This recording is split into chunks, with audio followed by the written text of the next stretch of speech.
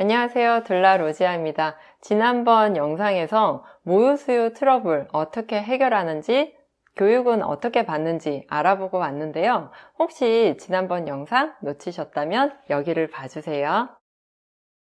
이번 시간에도 아름다운 엄마 모유클리닉 대표 최희진 선생님과 함께 할 건데요. 이번에는 모유수유 트러블 베스트 7가지에 대해서 알아볼게요. 그런데 선생님, 이거 다 말씀해 주시면 영업 비밀 노출 아닌가요? 저는 다 노출하고 있는데요. 아, 진짜요? 25년을 따라갈 수가 없어요. 25년을 누가 따라올 수가 없을 것 같아요. 그러니까 이렇게 좀 말씀을 해주시면, 나도 그냥 둘라일도 하고 다른 모유수유도 해결해 줄 수 있지 않을까 싶은데 굉장히 단순한 질문을 해도 저는 막히더라고요. 당연하죠. 네. 절대로 못해요. 저도 로지아 선생님 일을 못하거든요. 네. 저는 그래서 하던 일만 하려고요. 저도 마찬가지예요. 다른 일에 욕심을 전혀 안 내요, 저도. 할 수가 없어요. 네, 그럼 엄마들이 가장 많이 겪는 모유수유 트러블 7가지에 대해서 이제 알아볼 건데요. 자연주의 출산을 하면 아무래도 모유수유에 대한 욕심도 많이 있잖아요. 그래서 나는 꼭 모유수유를 해야겠다, 완모해야겠다 이렇게 생각들 많이 하시는데 어떤 부분이 가장 스트레스일까요? 특히 제가 자연주의 출산한 엄마들을 지금까지 한 200명 이상 만나본 것 같아요. 근데 좀 특징이 있어요. 그러니까 대체적으로 좀 완벽한 성격인 소유자들이 많고요. 원칙주의자. 나름의 철학. 그렇죠. 확실한 철학. 그렇죠. 그래서 저는 이제 가정 방문을 하잖아요. 그래서 방문을 해보면 살림하는 것도 약간 다르다는 걸 저는 느끼게 되거든요. 예를 들어서 뭐 면 소재 그렇죠. 뭘 쓴다든가 뭐 이런 게 좀 있는 것 같아요. 느낌적인 느낌. 네. 그래서 꼭 해야 되는 걸로 생각을 하고 있기 때문에 스트레스를 많이 받죠. 왜냐하면 꼭 해야 되는데 안 되니까. 그래서 자연주의 출산한 엄마들이 상당히 스트레스를 일반 엄마보다 더 많이 받아요. 근데 이런 경우가 있더라고요. 이제 자연주의 출산을 할 때 아무래도 출산에 참여하는 그런 농도라고 해야 되나? 네네. 그런 게 남편이 높다 보니까 좀 모유수유에도 좀 남편이 많이 관여하는 경우가 네, 있는데 그렇죠. 이게 굉장히 사모한테는 스트레스예요. 스트레스가 되겠죠, 네네. 엄마한테는. 그러니까 제가 봤을 때는 너무 무관심해도 스트레스지만 그 아빠들의 너무 적극적인 개입이 본인들한테는 엄청난 스트레스라고 얘기하세요. 그래서 제가 교육할 때는 어차피 엄마가 모유수유는 해야 되는 거니까 엄마를 그냥 편안하게 놔둬라. 그게 어떤 정답인 것 같다라고 제기를 해요. 그렇죠. 사실은 이제 자연주의 출산하고 완모까지 하면 좋지만 엄마 입장에서도 의지는 있으나 그게 자기 뜻대로 되지 않고 본인도 스트레스 받는데 거기에 남편까지 너무 개입하면 그렇죠. 부부 사이까지 나빠질 것 같아요. 가족관계가 깨져요. 네. 가족끼리 그러는 거 아니죠. 네네. 네, 맞습니다. 깨져요. 네. 네, 두 번째 질문 넘어갈게요. 나는 정말 모유수유를 열심히 하고 싶은데 뭐 아기에게 유도 혼동이 왔거나 뭐 함몰이거나 어쨌거나 이제 수유를 거의 실패하게 됐을 때 그럴 경우는 사실 다시 시작하기가 쉽지 않은데 혹시 그런 경우도 선생님한테 찾아오나요? 저는 그걸 이제 재수유를 하죠. 그러니까 어떤 이유로든지 정말 내가 모유수유를 하고 싶었는데 실패해서 다시 모유수유 전문가의 어떤 도움을 받아서 완모를 하고 싶다든가 그런 엄마들이 오는데 거의 한 60, 70%는 그런 엄마들인 것 같아요. 그래서 평균 이제 분유를 한 800에서 1000ml 사이 먹고 오는 아기들이 제일 많아요. 그러면 그거를 완모하게 만드는데 걸리는 시간이 엄마 전량에 따라서 조금 틀리지만 실제로 초유처럼 말라버리는 엄마도 있거든요. 그래서 제가 만났던 아기가 한 64일 정도 된 아기인데 초유처럼 엄마 젖이 말랐는데 재수유를 다시 했어요.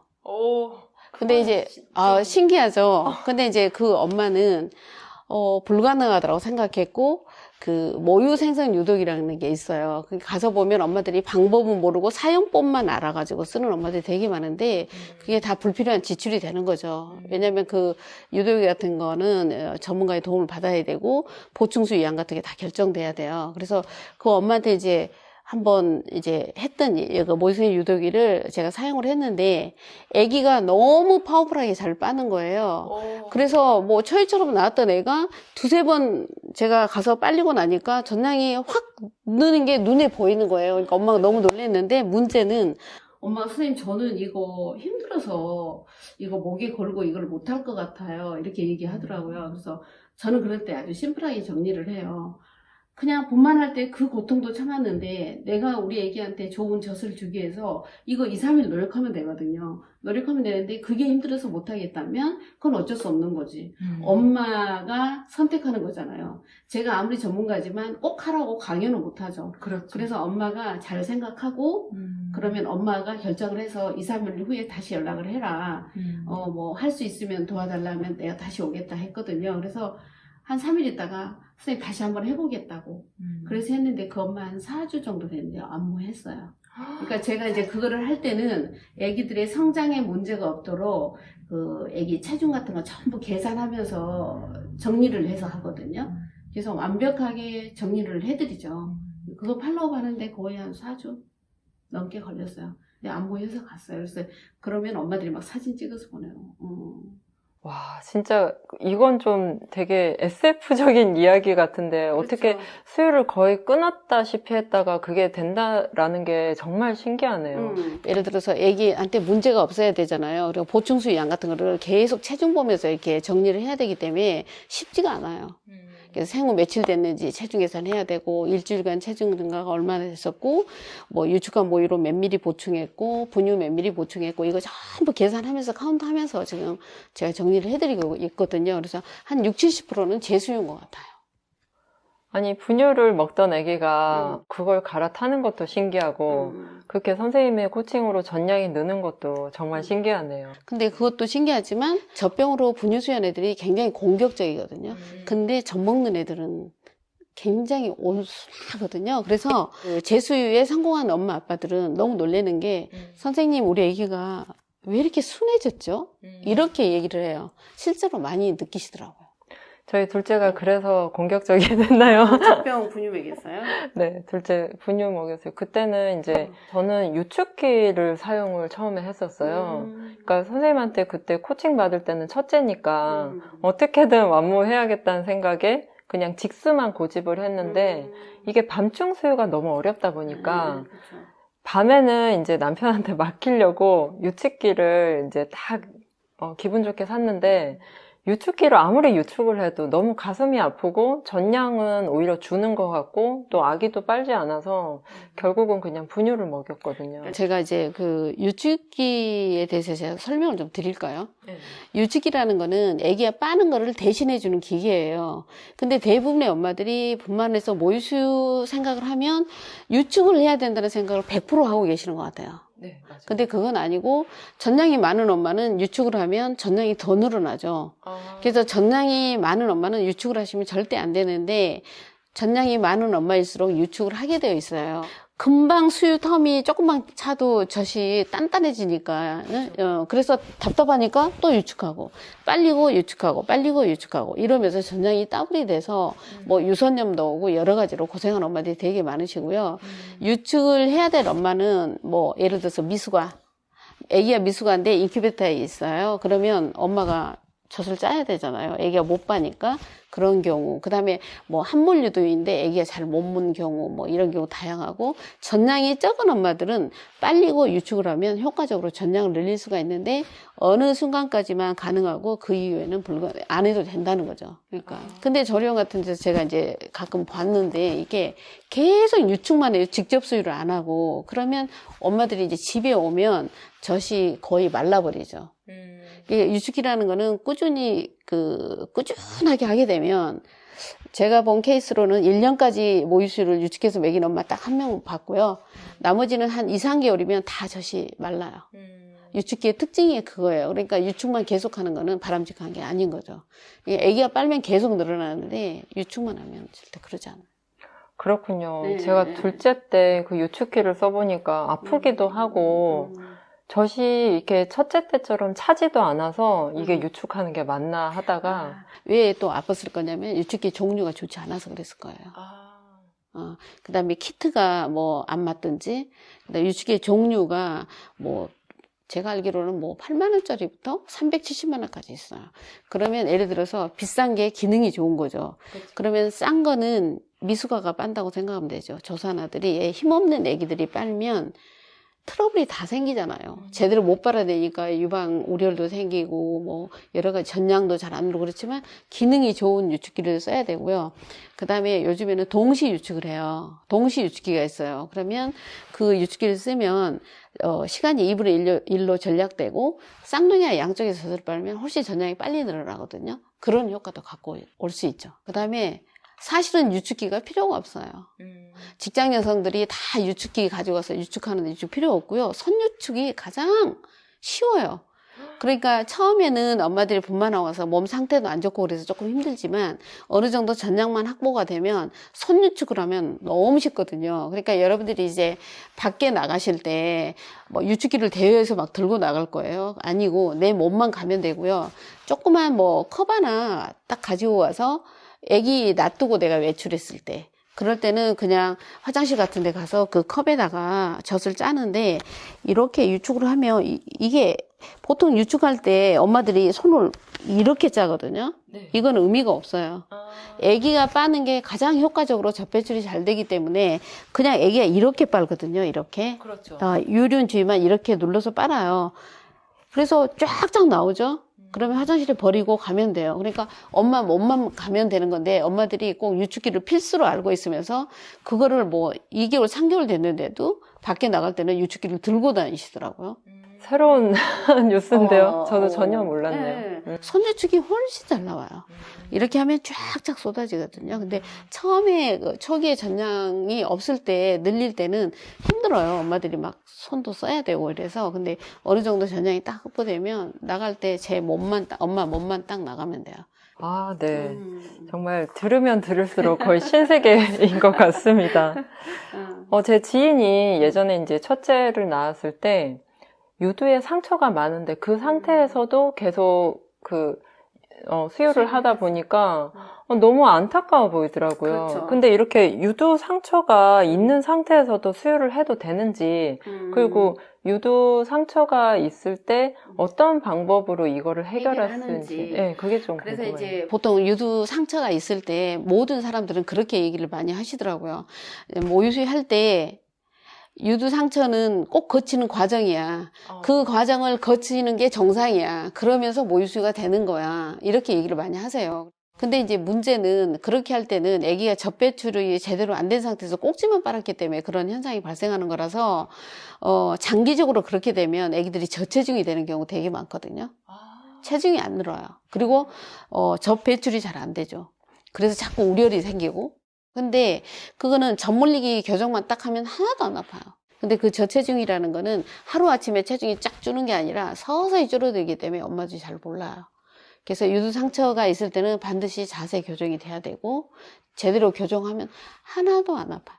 결국은 기승전 그렇죠. 수유 자세 교정. 자세 교정이에요. 제대로 된 자세 젖 물리기. 그러네요. 이 두 가지가 핵심이네요. 그게 핵심이에요. 그렇군요. 네. 근데 이제 우리가 아기를 낳으면 보통 병원에서도 바로 젖병부터 네. 아기한테 물리고 네. 또 유축을 해서도 또 젖병으로 아기한테 젖을 주다 보니까 아기들이 이게 나중에는 엄마 젖은 안 빨고 그냥 젖병 젖만 빨려고 하는 그렇죠. 경우가 많더라고요. 이게 가장 흔한 유두 혼동 문제 같은데, 네. 그럼 이런 것도 해결 가능할까요? 해결을 할 수 있어야 전문가라고 생각하거든요. 네.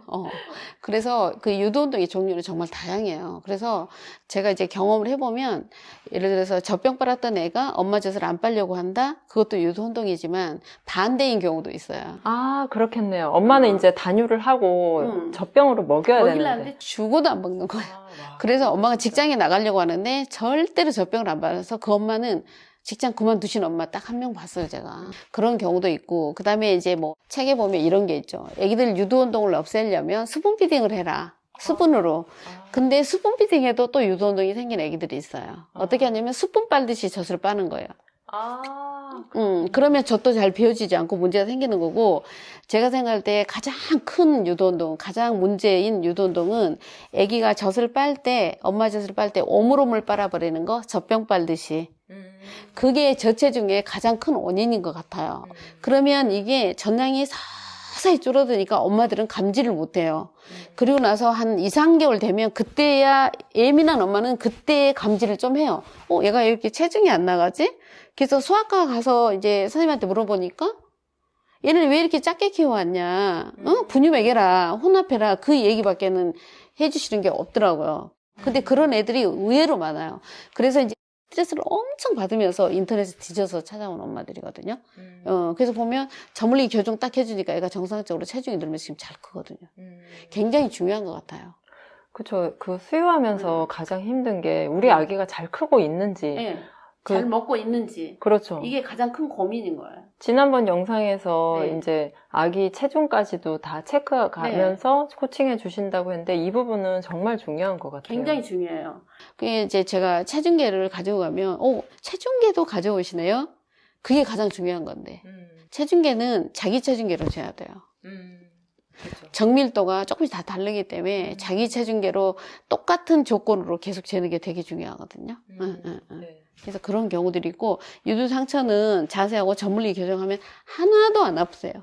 와, 유두 상처가 그렇게 간단하게 네, 해결될 아주 심플하게 해결되는 건데 대한민국의 모든 엄마들이 너무나 고생을 하고 있고 그 아픈 것도 아픈 거지만 아기가 나중에 체중이 안 늘고 대신 5% 정도는 체중이 잘 느는 애들이 있어요. 그렇게 빨려도 어떤 애냐면 엄마가 전량 과다한 엄마. 전량이 필요 이상으로 많은 엄마는 아기가 꼭지만 빨아도 이렇게 체중 증가가 잘 되는 애기들이 한 5% 정도 있고 나머지 95%는 체중 증가가 안 되는 애들은 전부 저물리기 문제고요. 유두 상처 있으면 문제되고 그다음에 유방 우려도 그렇잖아요. 위에 꼭지만 빠니까 젖이 배출이 안 돼서 뭉쳐 있는 거거든요. 아, 선생님, 유방 우려를 얘기하시니까 생각이 나는데, 결혼하기 전이든, 아무튼 출산하기 전이든, 뭐, 가슴 수술을 받을 수도 있잖아요. 네네네. 그러니까 가슴을 좀 크게 만들었을 수도 있고, 네. 아니면 또 뭐, 유선염이 오거나, 네네. 또 엄마가 감기에 걸렸어요. 네네. 이럴 때도 수유가 가능한가요? 유선염이나 감기에 왔을 때도 요즘에는 처방 바꿔서 거의 다 모유수유 할 수 있고요. 대신 이제 주치의한테 가서 자기가 모유수유 중이라고 얘기를 하시는 게 좋고, 가슴 성형하는 거는 성형할 때 그 유선 조직을 신경을 절단을 하지 않으면 전혀 상관없이 모유수유 할 수 있거든요. 아, 상관이 없어요. 근데 저는 이제 그런 케이스를 또 만난 거죠. 그 신경을 절단을 한 거예요. 그러니까 엄마가 젖은 차오르는데 배출이 안 되는 거예요. 그래서 너무 힘든데 시어머니가 우리 며느리는 꼭 모유수유를 해야 된다고. 그래서 저한테 이제 도움을 요청하더라고요. 선생님 사실 저 이렇게 수술을 했는데 시어머니하고 남편한테도 얘기를 안 했다. 근데 우리 시어머니는 계속 모유수유를 하라 그러니까 내가 어떻게 했으면 좋겠냐. 정말 난감했군요. 그래서 내가 이제 시어머니를 제가 만나 뵌 거죠. 오셨더라고요. 그래서 시어머니가 잘 이해할 수 있도록 몸이 좀 힘든 것 같고 엄마 몸이 좀 건강하지 않으면 안 되니까 모유수유보다는 차라리 아기 그 분유를 먹이고 그 엄마는 그냥 몸조리 하면서 그렇게 하는 게 좋겠다. 그러니까 시어머니가 그 모유수유를 하면 좋은데 선생님 안 되겠어요. 그래서 그게 더 우선순위일 것 같다라고 제가 잘 얘기를 드렸거든요. 그래서 굉장히 잘 넘어가는 경우가 있었어요. 선생님 얘기 듣다 보니까 갑자기 다른 생각이 났는데 혹시 그 단유할 때 네네. 저는 뭐 단유할 때 마사지는 따로 받지 않았지만 단유하는 것도 혹시 선생님이 알려주시나요? 저는 단유는 그러니까 뭐든지 자연적인 게 좋잖아요. 그렇죠. 인위적인 거는 저는 좀 아닌 것 같고 단유도 자연스럽게 하는 게 나아요. 그래서 25년 동안 단유를 제가 하는 방법대로 알려드리면 엄마들이 너무 잘 됐다라고 얘기를 했어요. 어떻게 하냐면 일단은 이유식을 하게 되면 그때부터 단유를 시작하는 엄마들 많거든요. 그러니까 내가 한 12월 1일부터 단유를 해야겠다라고 생각하면 전량이 많은 엄마는 한 3주 전부터, 그렇지 않은 엄마는 한 2주 전부터 빨리는 횟수를 서서히 줄여가면 돼요. 근데 이거를 한꺼번에 줄여버리면 엄마가 전몸살을 하겠죠.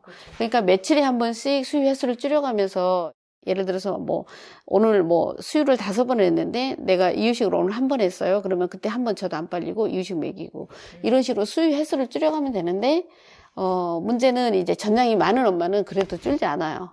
그럴 때는 요즘에는 양배추 크림, 카보크림도 나와 있고 이래서 그거 하고 그다음에 식혜를 먹어도 좋거든요. 그래서 그런 자연적인 어떤 음식이라든가 이런 걸로 컨트롤해서 그 단유를 하는 게 훨씬 좋은 방법이고, 제가 단유 마사지를 하는 이유에 대해서 한다는 엄마들이 있으니까 물어보면, 여기가 뭉쳐 있으면 암이 된대요.